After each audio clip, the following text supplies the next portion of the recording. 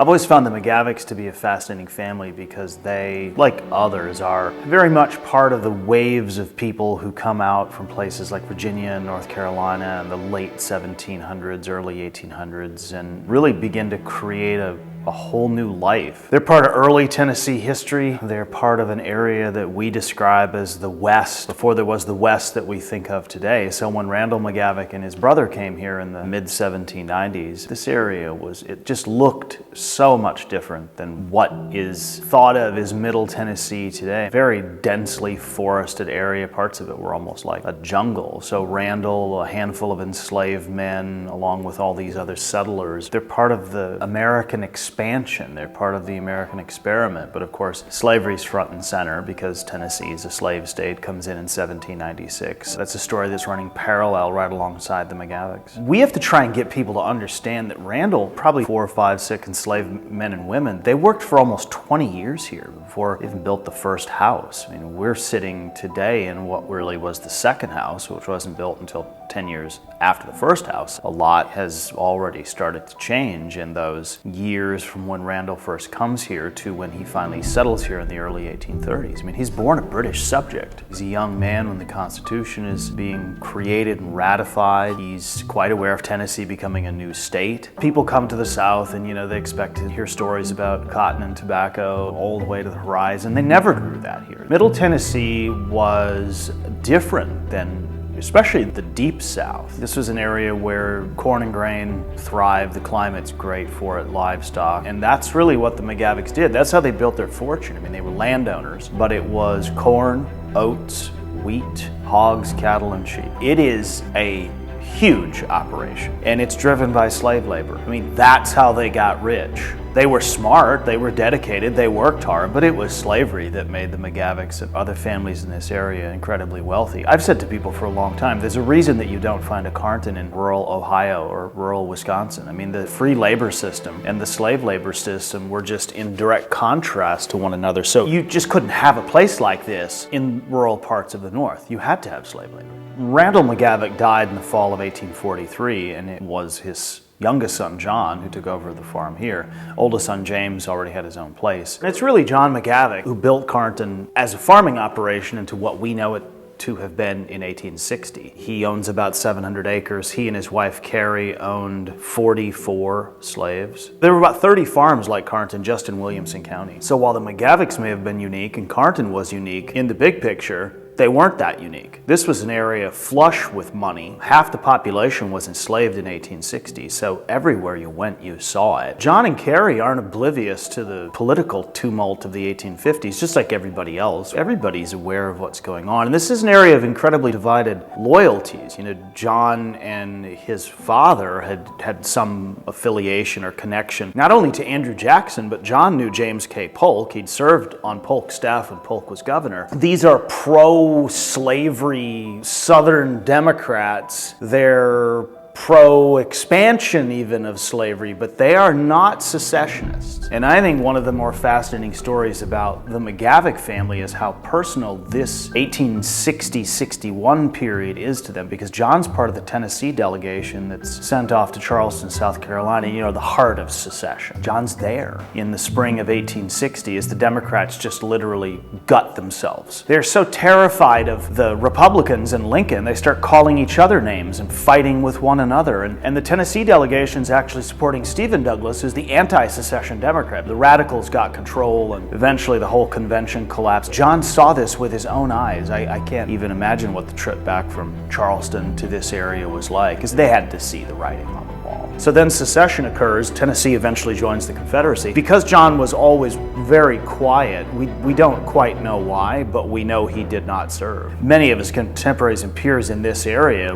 they just weren't secessionists. And that's not exclusive to this area. Sam Houston, the governor of Texas, was deposed by the radicals there, and Virginia splits into 2 states, and East Tennessee is trying to secede from Tennessee, and North Alabama is filled with Unionists. The white South wasn't monolithic. John's John's approach was not all that different than how others thought. Now, it's easy to say, well, by 62 he was excluded because of the Conscription Act and what some people called the 20 Negro Law. He owned more than 20 slaves, so he didn't have to fight. But he didn't serve before that. I think there's ample evidence that John just thought this was a folly. He wasn't going to go off and die for this. And he certainly could have served. I mean, goodness, by his status in the community, he could have easily been a colonel. And then, of course, the war changes everything. I think the irony for Middle Tennesseans like the McGavocks, the very thing they tried to avoid, then the war literally came to their doorstep. The Tennesseans, they were impacted from the get-go. Nashville fell early. Commerce and trade was impacted. Federal troops are in this area by 63. They've got their thumb down on people all throughout this area. There is a really interesting episode in late 62 which shows that, if nothing else, John McGavock was always a little bit ahead of the curve. Preliminary Emancipation Proclamation comes out in the fall of 1862, and by November of 1862 it appears that John McGavock was working with the Confederate military. We have a letter that he wrote to John Breckinridge, who was a general at the time. John shipped all of his slaves away to Alabama and Louisiana, and he did that because he was trying